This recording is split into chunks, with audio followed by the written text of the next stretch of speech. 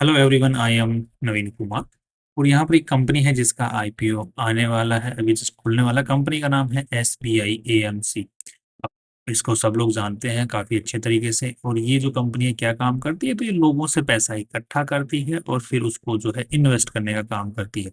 आपने mutual fund का नाम सुना होगा, तो वो जो ये कंपनी काम करती है म्यूचुअल फंड का, उसके अलावा म्यूचुअल फंड में भी बहुत सारे फिर पार्टीशंस हैं। म्यूचुअल फंड मतलब अलग अलग कैटेगरीज हैं, जैसे म्यूचुअल फंड हो गया एक कैटेगरी है, पीएमएस एक अलग कैटेगरी है, इसी तरीके से एआईएफ एक अलग कैटेगरी है, एसआईएफ एक अलग कैटेगरी है। उन पे हम अलग अलग से चर्चा कर सकते हैं कि कौन सा फंड किसके लिए होता है, इनमें अलग अलग अमाउंट चाहिए होता है। तो बेसिक जो एग्जांपल है जिससे सबसे ज्यादा इनकी कमाई होती है वो तो म्यूचुअल फंड से, राइट। तो इनका जो बेसिक जो रेवेन्यू करने का तरीका होता है वो जो म्यूचुअल फंड, जो आप लोग इन्वेस्ट करते हैं, एसआईपी वगैरह चलाते हैं, तो जिस भी म्यूचुअल फंड में आप इन्वेस्ट करते हैं, तो वो अगर एसबीआई से रिलेटेड, तो वहाँ पे आपको एक एक्सपेंस रेशियो देखने को मिलेगा। किसी भी म्यूचुअल फंड में लगे, दूसरी कंपनियों के लगाएंगे, जैसे एडलवीज हो गया या फिर वाइट ऑफ हो गया, किसी में भी, तो वहाँ पे आपको एक्सपेंस रेशियो देखने मिलता है। तो वो उन एएमसीज का रेवेन्यू स्ट्रक्चर होता है, मतलब वहाँ वो एक्सपेंस रेशियो इनका रेवेन्यू होता है। उसमें फिर और एक्सपेंस निकाल दो कि फंड मैनेजर की एक्सपेंस, जो टीम बैठा रखी है जो इन्वेस्ट करने में हेल्प करती है, एक्सपर्ट्स की, उनके एक्सपेंसेस, राइट। और फिर जो बाकी खर्चे होते हैं, एडवर्टाइजमेंट है ना, ऑल ऑफिस वगैरह, वो फिर उनके खर्चे होते हैं। बाकी जो पीछे पैसा बचता है टैक्स पे करने वाले, वो नेट प्रॉफिट होता हो जाता है। ये कंपनी जो है एसबीआई फंड मैनेजमेंट, ये अपना आईपीओ लेके आ रही है, एएमसी कंपनी। नेक्स्ट, इसकी जो पूरी वैल्यू लगाई गई है आज के दिन, वो लगभग 1,16,000 करोड़ रुपए की वैल्यू लगाई गई है। वो बेसी बात है कि एसबीआई आज के दिन इंडिया का बहुत ही बड़ा म्यूचुअल फंड एएमसी हाउस है। एंड यहाँ पर देखने को मिल रहा है कि टोटल जो पैसा उठा रही है इस IPO through company, that is लगभग 9-10 हज़ार करोड़ रुपए। और सारे पैसे कंपनी के जो प्रमोटर्स हैं, जो कि एक तो एसबीआई बैंक है और एक दूसरे एक अमौंडी नाम से एक जो हाउस है उसके पास में जा रहा है, होल्डिंग कंपनी है उसके पास में जा रहा है, राइट। नेक्स्ट, अब कंपनी जो पैसे उठा रही है और जो वैल्यू लगाई गई है, उसमें हमारे लिए कुछ बचता है या नहीं बचता है, या फिर ऑलरेडी अच्छी खासी वैल्यू लगा दी गई है। तो यहाँ पर अगर हम लोग हवा देखते हैं कि हवा किस तरफ बन रही है, यहाँ पे 17% पॉजिटिव में हवा बन रही है। दैट मीन्स लिस्टिंग गेन 17%, 17 से 20% मिलने की उम्मीद है, 16 से 20% के आसपास में। नाउ दैट्स ठीक है, मतलब अच्छा है। थोड़ा सा हम कंपैरिजन करके भी देख लेते हैं कि जो ऑलरेडी लिस्टेड कंपनियां, उनको मार्केट ने क्या वैल्यू दे रखी है और किस तरीके से कंपनी आज के दिन पैसा कमा रही है। तो यहाँ पे सबसे पहले हम लोग बैलेंस शीट को ही देख लेते हैं। तो यहाँ पर अगर हम लोग जो बैलेंस शीट है, इसकी साइज जो देखने को मिल रही है वो 6,000 करोड़ रुपए की देखने को मिल रही है, जो कि इस कंपनी के लिए ज्यादा मतलब इतना मतलब उसको हम लोग अलग से बैलेंस शीट के अंदर में एक एक चीज को नोटिस नोटिस करने की हमें जरूरत नहीं है।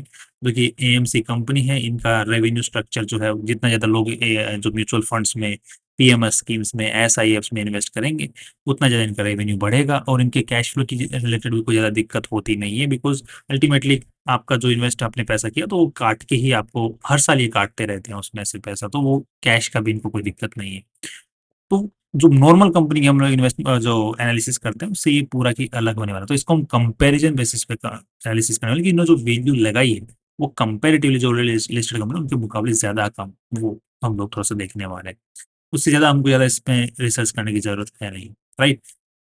बाकी चीजों को चलने से पहले, कंपैरिजन में जाने से पहले एक चीज और नोटिस कर देता हूँ आपको। इस साल इस कंपनी ने डिविडेंड काफी अच्छा खासा पे किया है, जो कि हम लोग यहाँ पर देख सकते हैं। 5,551, 5,500 करोड़ का डिविडेंड पे किया, जो कि कंपनी ने जो वैल्यू लगाई है उसके हिसाब से 5% के आसपास में निकल के आता है। 5%, जो कि किसी भी एएमसी का इतना डिविडेंड यील्ड आपको देखने को नहीं मिल रहा है, जिनके साथ हम कंपेरिजन करने वाले हैं। इसका 2% का है, किसी का 1% का है, और इसका अगर हम लोग देखते हैं, इसके 2% का है, इसका 5% का है।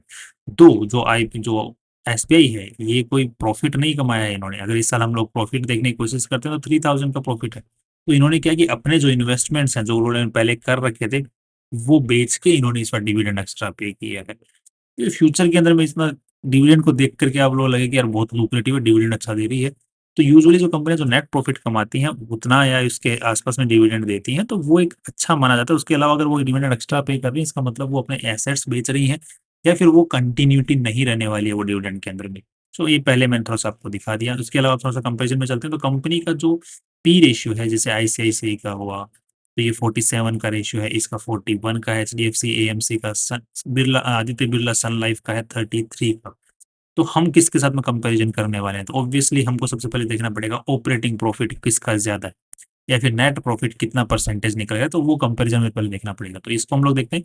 तो इस साल इनका जो रेवेन्यू आया है वो लगभग 4400 करोड़ रुपए का आया है, राइट? और इन्होंने लगभग 1,16,000 करोड़ रुपए की वैल्यू लगाई है और रेवेन्यू है 4,000 करोड़ रुपए का।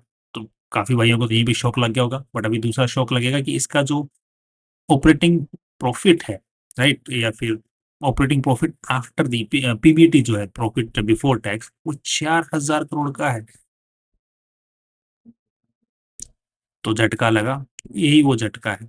यहाँ पे लगभग टोटल मिला के इनका जो रेवेन्यू आ रहा है वो लगभग 5,000 करोड़ का है और यहाँ पर प्रॉफिट बिफोर टैक्स 4,000 करोड़ का हो जा रहा है। तो उसमें टैक्स पे कर दिया 25% के आसपास में, तो बाकी पीछे सारा net profit he, that means की 80-85% इनका ऑपरेटिंग प्रॉफिट मार्जिन है।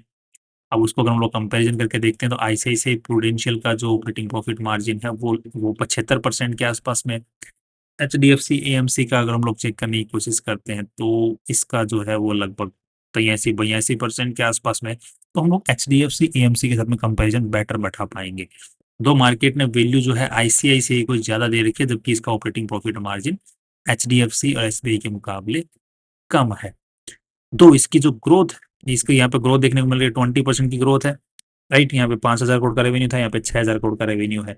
और जो एसबीआई जो लेके आ रही है अपना आईपीओ, इसके भी अगर हम लोग ग्रोथ की बात करते हैं तो यहाँ पे लगभग कितना 4300 करोड़ का रेवेन्यू था और यहाँ पे 5,000 करोड़ का रेवेन्यू है, राइट? तो जो ग्रोथ है इसकी भी वो भी लगभग 20% के आसपास में है, राइट? स्टिल मार्केट ने आईसीआईसीआई को वैल्यू ज्यादा दे रखी because being a private company, and HDFC भी ऑल्सो प्राइवेट कंपनी, तो उसको मार्केट ने स्टिल कम वैल्यू दे रखी है पी रेशियो वाइज, जो कि आने वाले टाइम के अंदर में हमको लगता है कि एचडीएफसी को ज्यादा वैल्यू मार्केट दे सकता है। अब थोड़ा सा हम लग देते हैं कि कंपनी की ग्रोथ कितनी है एचडीएफसी की, तो यहाँ पर देखने को मिला कि एचडीएफसी की ग्रोथ भी अच्छी है, बट दो 20% के आसपास में नहीं है, राइट? तो पहला रीजन तो हमें यही दिख गया कि जो कंपेरेटिवली जो ग्रोथ है वो कम है आईसीसी के मुकाबले। बट यहाँ पर एसबीआई के मुकाबले तो एसबीआई में तो अच्छी है, राइट? तो इसको जो वैल्यू है वो लगभग आईसीआईसीआई के पी रेशियो के हिसाब से और एचडीएफसी के पी रेशियो के हिसाब से वैल्यू मिलनी चाहिए, राइट? तो ये हमारा जो पहला क्लू मिल रहा है अर्निंग के हिसाब से। दूसरा, जो इसको आज के दिन जो पी रेशियो वो क्या मिला हुआ है, तो जो वैल्यू लगाई गई है वो 3,000 करोड़ के हिसाब से अगर देखा जाए तो 31 करोड़ मान लो, 3100 करोड़ के हिसाब से 1,16,000 डिवाइडेड बाय 3100 करोड़, तो लगभग 37-38 का पी रेशियो लगाया गया, जो कि कंपेरेटिवली देखा जाए तो सस्ता है, राइट? अगर एसबीआई उन दोनों के बराबर अगर पी रेशियो क्लेम करता है तो कंपनी का जो स्टॉक है वो लगभग यहाँ से 20% के आसपास का रनअप होना चाहिए, लिस्टिंग गेन मिलना चाहिए, राइट? दूसरा, अगर हम लोग पीबी रेशियो वाइज देखने की कोशिश करते हैं तो पीबी रेशियो में इतना कुछ खास इंटरेस्ट नहीं बनेगा इन कंपनियों के अंदर में। P ratio wise, EBITDA wise और इस वाइज भी जो है मेन जो है जो वैल्यू है वो देखने को मिलती है। बट अगेन आपको एक यहाँ पे जो है चीज को ध्यान में रखना पड़ेगा, वो ये है कि एसबीआई बीइंग एन सरकारी कंपनी एंड आईसीआईसीआई और HDFC being an private company, जो मार्केट हमेशा ही एक डिफरेंस रखता है।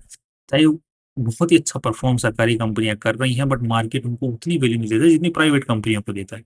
तो एक लिस्टिंग गेन आपको हो सकता है कि जो इनिशियली लिस्टिंग गेन की वजह से मिल जाए, बट वो जो सस्टेनेबिलिटी है वो सरकारी कंपनियों को प्राइवेट कंपनियों की बराबर वैल्यू शायद ना दे पाए। मार्केट हो सकता है कि इनको एसबीआई को वापस नीचे लेके आ जाए या फिर उनको ज्यादा उठा दे ऊपर की तरफ में, तो वो आपको आने वाले टाइम में देखने को मिल सकता है।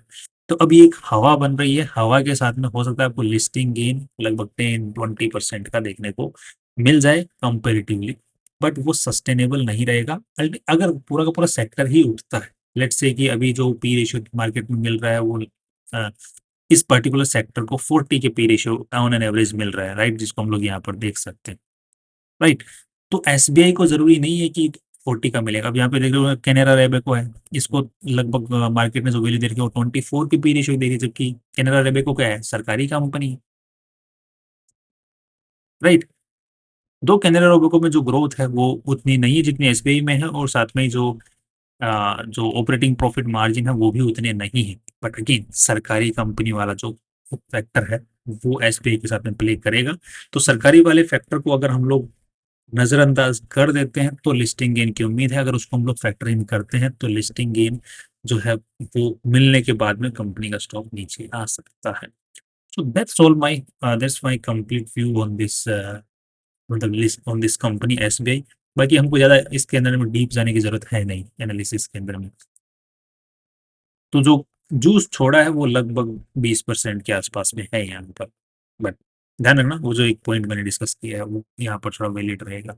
अब यहाँ पे जो क्या अलॉटमेंट होने के चांस हैं, अलॉटमेंट होने के फुल चांसेस यहाँ पर देखने को मिल रहे हैं। बिकॉज यहाँ पर देखने को मिल रहे हैं बिकॉज हवा बनाने वाली सारी कंपनियां इस कंपनी का आईपीओ लेके आ रही हैं, जो इनिशियली हवा अच्छी बना देती हैं, तो लिस्टिंग अच्छी करवा देती हैं एंड साथ में उसके अलावा अच्छा खासा पैसा उठा रहे हैं। तो आई थिंक चांसेस हैं लिस्टिंग जो मतलब अलॉटमेंट होने की।